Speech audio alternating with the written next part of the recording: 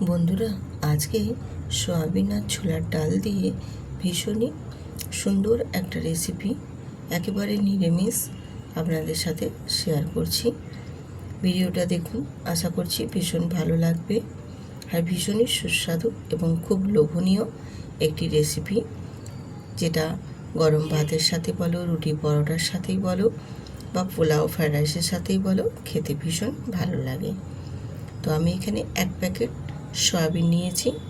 আর যে সয়াবিনটা একবার মাঝারি সেটা আমি নিয়েছি, খুব বড়টাও নিইনি আর খুব ছোটোটাও নিইনি। আর তার সাথে নিয়েছি এখানে 1 কাপ ছোলার ডাল। আর ছোলার ডালটাকে খুব ভালো করে আমি ধুয়ে ভিজিয়ে দিয়েছিলাম 1 ঘন্টা মতো। আর খুব ভালো মতো ভিজে গেছে, কারণ আমি একটা কেটে 2 খণ্ড করে তোমাদের দেখিয়ে দিলাম যে ছোলার ডালটা কীভাবে ভিজে গেছে, কতটা সুন্দরভাবে। তো এবারে আমি চলে এলাম গ্যাসেতে। গ্যাসটা অন করে একটা পাত্রে জল নিয়ে বসিয়ে দিয়েছি। আর জলটা বেশ ভালো মতো একটু গরম হতে হতে আমি এপাশে 1/2 চামচ নুন দিয়ে জলটা খুব ভালো করে গুলিয়ে নেব। দিয়ে এই জলের মধ্যেই দিয়ে দেব আমি সয়াবিনগুলোকে একটু ভাপিয়ে নেওয়ার জন্য। আর সয়াবিনগুলো একটু কিন্তু ভাপ তুলে নিলে সয়াবিনগুলো নিচে একটা কাঁচা গন্ধ থাকে, গন্ধটাও কিন্তু বেশ সুন্দরভাবে চলে যায়। নমস্কার বন্ধুরা, আমি রূপা, ব্লগস উইথ রূপা চ্যানেলে আপনাদের সবাইকে স্বাগত জানাই। আজকে এই নিরামিষ সয়াবিন আর ছোলার ডালের যে রেসিপিটি বানাচ্ছি, খুবই লোভনীয় একটি রেসিপি। আপনারা দেখুন, আশা করছি ভালো লাগবে। নিরামিষ হলেও কিন্তু ভীষণ টেস্টফুল রেসিপি। তো নিরামিষ দিনেও যেমন বানিয়ে খেতে পারবেন, তেমনি অন্য সময়ও এটা বানিয়ে খাওয়া যেতে পারে। ভীষণই সুস্বাদু একটি রেসিপি। তো সয়াবিনগুলোকে দেখো আমি একটু ভাপ তুলে নিয়ে তারপর ঠান্ডা জলে ধুয়ে খুব ভালো করে চেপে চেপে জলটা বাদ দিয়ে দিয়েছি, মানে এক্সট্রা জলটা বার করে নিয়েছি। এরপর সয়াবিনগুলো নিয়ে আমি একটু নুন দিয়ে ভালো করে একটু মাখিয়ে রেখে দেব। তাহলে সয়াবিনগুলো ভেজে নেওয়ার সময় ভীষণ সুন্দরভাবে ভাজা হয়ে যাবে। এরপর আবারও চলে এলাম গ্যাসেতে। গ্যাসটা অন করে একটা কড়াই বসিয়ে দিয়ে দিয়েছি পরিমাণ মতো তেল। আর তেলটাকে কিন্তু বেশ ভালো মতো একটু গরম করে নিয়ে আমি অফ ক্যামেরায় একটা আলু কেটে নিয়েছিলাম। যে আলুটা আমি এখানে ডুমো ডুমো করে কেটে বেশ ভালো করে ধুয়ে জলটা ঝরিয়ে নেওয়ার পর এখানে আমি দিয়ে দিয়েছি তেলের মধ্যে ভেজে নেওয়ার জন্য। তোমরা চাইলে বন্ধুরা আলুটা এখানে বাদ দিতে পারো। তো আমি এখানে আলুটা দিয়েছি, একটা মিডিয়াম সাইজের আলু ডুমো ডুমো করে কেটে দিয়েছি, কারণ আমাদের বাঙালির একটু আলুটা যেন ভীষণই পছন্দের, তাই এখানে আমি আলুটা দিয়েছি। আর ওই আলুর মধ্যেই সামান্য অল্প একটু হলুদের গুঁড়ো দিয়ে দিয়েছি, তাহলে আলুর কালারটা বেশ সুন্দর আসবে। আর আলুগুলো ভাজা হলে দেখতেও বেশ ভালো লাগবে। আলুগুলো একটু হালকা করে ভেজে নেওয়ার পর আমি ওই আলুর সাথে সয়াবিনগুলোও দিয়ে দিয়েছি। এবার সয়াবিন আর আলু দুটোকেই বেশ ভালো মতো একটু নাড়াচাড়া করে ভেজে নেব। তো খুব বেশি ভাজার দরকার নেই, জাস্ট একটু এপাশ ওপাশ নাড়াচাড়া করে নিয়ে একটু লালচে লালচে কালার ধরবে, তখনই আমি নামিয়ে নেব। তো এই রকম পর্যায়ে কিন্তু সয়াবিন আর আলুটা ভেজে তারপর তুলে নামিয়ে নেব। তো আলু আর সয়াবিনটা আমি কীরকম ভেজেছি সেটা নিশ্চয়ই আশা করি দেখে বুঝতে পারছো। এইরকমভাবেই আলু আর সয়াবিনটা দুটোকেই ভেজে তারপর আমি তুলে নেব। আলু আর সয়াবিনটা আমি ভেজে তুলে নিলাম। এবারে আমি ওই কড়াইয়ের মধ্যে আবারও কিছুটা পরিমাণে তেল দিয়ে দিলাম। আর তেলটা গরম করে হয়ে আসলে এখানে গোটা গরম মশলা, গোটা জিরে আর একটা শুকনো লঙ্কা ফোড়নের জন্য দিয়ে দেব। আর ফোড়নটা একটু নাড়াচাড়া করে ভাজা ভাজা করে নেব। ফোড়নটা একটু ভাজা হয়ে আসলেই ওর মধ্যে দিয়ে দেব ফ্রেশ একদম কারি পাতা। আর এই রেসিপির ক্ষেত্রে কারি পাতাটা কিন্তু মাস্ট দেবেন। কারি পাতাটা দিলে কিন্তু টেস্টটা ভীষণ সুন্দর আসে। যেহেতু নিরামিষভাবে রান্নাটা হচ্ছে, সেক্ষেত্রে কারি পাতাটা দেওয়াটা একদম চেষ্টা করবেন। এই কারি পাতাটা দিলে ফ্লেভারটা কিন্তু একেবারে অন্যরকম একটা স্বাদ নিয়ে আসে। তো কারি পাতাটা দিয়ে ভাজা হয়ে যাওয়ার পর আমি এখানে টমেটো আর অল্প একটু নুন অ্যাড করে দিয়েছি, তাহলে টমেটোগুলো বেশ সুন্দরভাবে তাড়াতাড়ি কিন্তু নরম হয়ে যাবে। আর টমেটোটা দিয়ে একটু নাড়াচাড়া করে নিয়েছি নুনটা দেওয়ার পরে।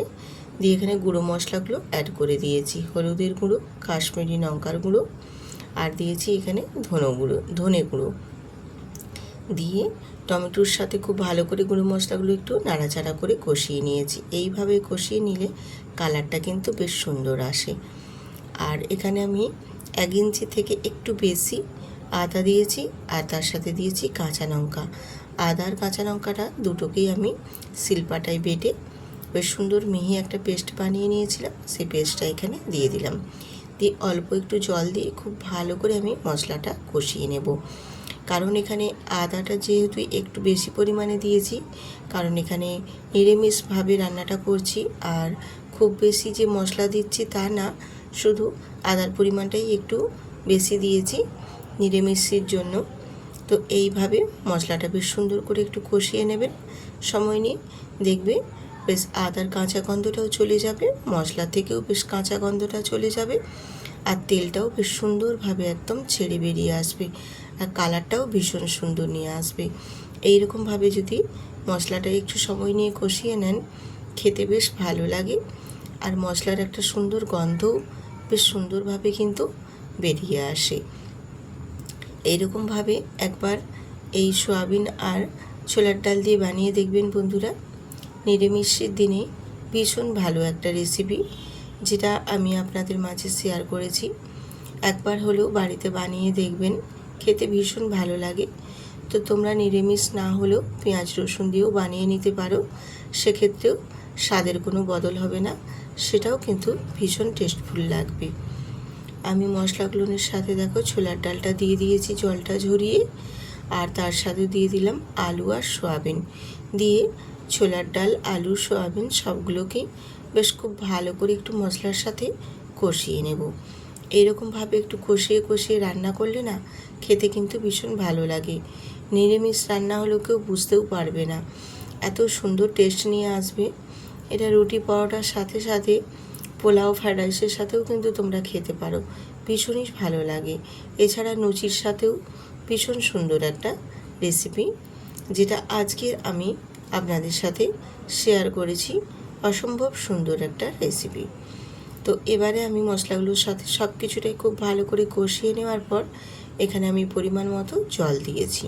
তো জলটা এখানে আমি 2 বাটি পরিমাপ করে দিয়েছি, কারণ এখানে ছোলার ডালটা সেদ্ধ হবে আর আলুটাও সেদ্ধ হবে।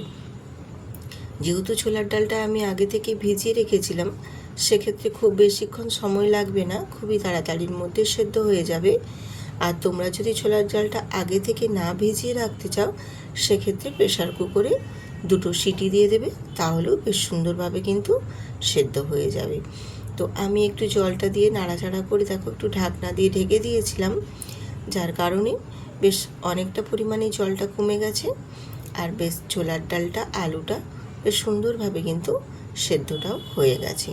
তো আমি সেদ্ধটা কীরকমভাবে রেখেছি সেটাও তোমাদের দেখিয়ে দিচ্ছি। দেখো ছোলার ডালগুলো একেবারে কিন্তু গোটা গোটা আছে, অথচ কিন্তু বেশ একদম সুন্দরভাবে সেদ্ধ হয়ে গেছে।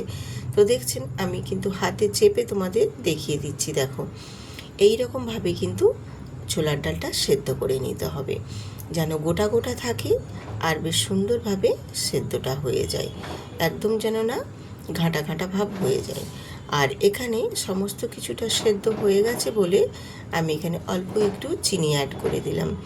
আর নিরামিষ তরকারিতে একটু কিন্তু মিষ্টি দিলে বেশ ভালো লাগে খেতে, স্বাদটা বেশ সুন্দর আসে।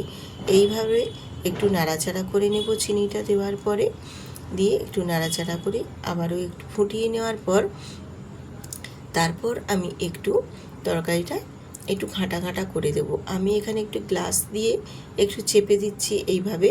তোমরা চাইলে যদি গোটা গোটা রাখতে চাও সেক্ষেত্রেও কোনো অসুবিধে নেই, কিন্তু একটু ঘাঁটা ঘাঁটা করে দিলে তরকারিটা কিন্তু বেশ খেতে ভালো লাগে এবং দেখতেও বেশ সুন্দর লাগে। একেবারে গোটা গোটা থাকবে না, বেশ একটু হালকা যেন আধো আধো ভেঙে যাবে সেই রকমভাবে থাকবে, কিন্তু দেখলে কিন্তু বোঝা যাবে না, দেখলে মনে হবে গোটা গোটাই ছোলার ডালগুলো রয়েছে, অথচ তরকারিটা কিন্তু একটু ঘাঁটা ঘাঁটা ভাব হবে, ভীষণ সুন্দরভাবে খেতেও লাগে। আর বেশ একটু তরকারিটাও বেশ একটু বসা বসা গামাখা করেও হয়ে যাবে। ঠিক এই পর্যায়ে আমি এবারে এটাকে নামিয়ে নেব। হয়ে গেছে মোটামুটি আমার একেবারে পারফেক্টভাবে রেডি। তো নামানোর আগে আমি একটু গরম মশলার গুঁড়ো আর একটু ঘি দিয়ে আবারও একটু নাড়াচাড়া করে নেব। নাড়াচাড়া করে নিয়ে গ্যাসটা অফ করে তারপর আমি নামিয়ে নেব। সবশেষে একটু ঘি গরম মশলা দিয়ে দিলে তরকারির স্বাদটা কিন্তু একেবারেই অন্যরকম আসে আর একটা সুন্দর মিষ্টি গন্ধ বেরিয়ে আসে, যার কারণে এর তরকারির স্বাদটাকে আরও সুন্দরভাবে কিন্তু বাড়িয়ে তোলে। আমি এবারে গ্যাসটা অফ করে একটু ঢাকনা দিয়ে 2 মিনিট স্ট্যান্ডিং টাইমে রেখে দেব। তাহলে সুন্দর একটা মিষ্টি এত সুন্দর গন্ধ বেরোবে যে দেখেই তোমার মনটা ভরে যাবে। এত সুন্দর একটা গন্ধ এবং তরকারিটা এত সুন্দরভাবে রেডি হয়ে যাবে।